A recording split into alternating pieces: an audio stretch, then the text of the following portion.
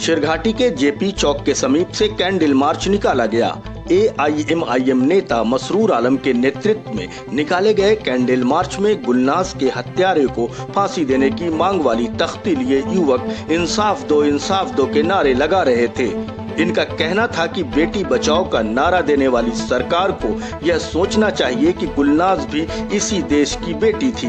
Rally का नेतृत्व कर रहे नेताओं की मांग थी कि जो भी बचे हुए हैं उन तमाम दोषियों को पकड़ा जाए और स्पीडी ट्रायल के तहत सख्त सजा दी जाए।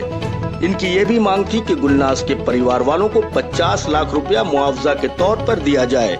मालूम हो कि बिहार के वैशाली की रहने वाली 20 वर्षीय गुलनाज खातून को कुछ असामाजिक तत्वों ने देसारी थाना के रसूलपुर में जलाकर मारने की कोशिश की थी। घायल अवस्था में उसे पटना मेडिकल कॉलेज में भर्ती कराया गया था, जहां इलाज के दौरान 15 अक्टूबर को उसकी मौत हो गई थी।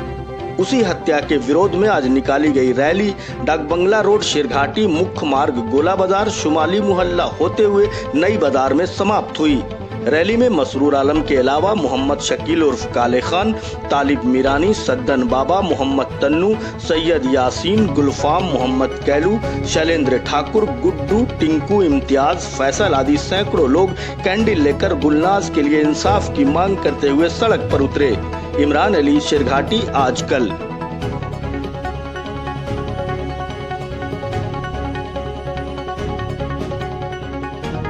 आज गुलनाज की हत्या को लेकर आप देख सकते हैं यहाँ पे जो कैंडल मार्च निकाला गया है, उसके संयोजक मसरूर आलम जी हैं। बताइए क्या मांग है आप लोगों की? मांग ये है कि जिस तरह से दिल्ली में कांड हुआ, हैदराबाद में कांड हुआ और महिलाओं की सुरक्षा की बात कही गई, आज सरकार 15 तारीख को उसका देहांत हुआ है और 1 महीना हो चुका, लेकिन अब तक पूरे दोषी नहीं पकड़े गए। हमारी मांग है कि जिस तरह से गुलनाज खातून की हत्या की गई है किरासन तेल छींट करके, उन तमाम दोषियों को तुरंत पकड़ा जाए और गुलनाज खातून के परिवार को सरकार 50 लाख रुपया मुआवजा दे और तुरंत स्पीडी ट्रायल करावे।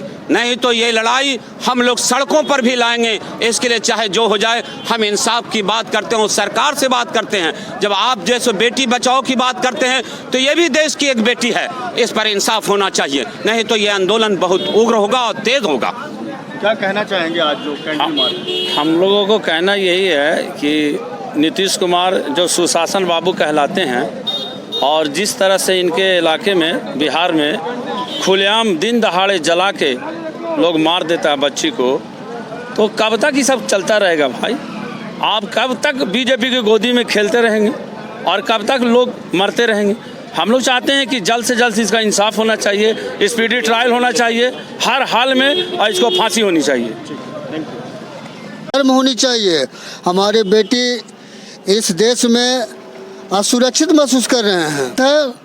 हत्यारे को जल्द से जल्द गिरफ्तारी हो और जिस तरह से हमारे शेरघाटी वासी को मांग है फांसी, बिल्कुल उचित मांग है।